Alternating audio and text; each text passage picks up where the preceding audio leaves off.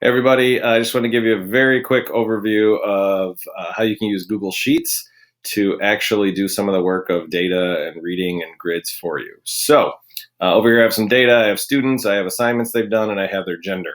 So once you have some data in a sheet, you can go down here and hit the little plus that says Explore. And what it does, it starts to try and read and figure out what's going on in your chart.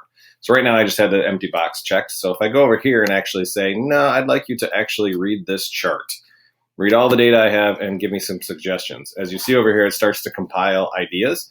For instance, it added everything up for you, gave you an average of all the numbers, minimum, a maximum, etc. Started to ask questions or think of questions you might be asking, like what was the most number in this assignment? So the highest number was a 4.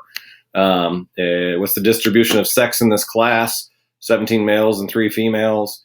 It continues to read your chart as you go through. It gives you suggestions of tables that you might want or color coding that you want to help it make sense. For instance, if I wanted to tell my principal, hey, look, you only gave me 15% girls, I could click right here. It'll actually add that chart in.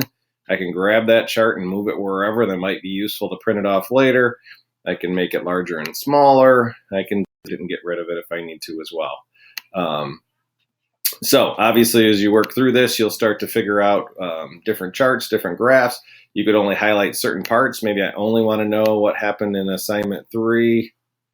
I could just highlight assignment 3 and it'll give me a different set of questions, a different set of data, histograms, everything you could probably imagine. And again, you could start to type in questions, what was the average of assignment 3, and it'll give you the average.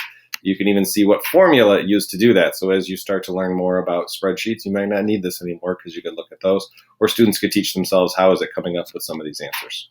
I hope this is useful.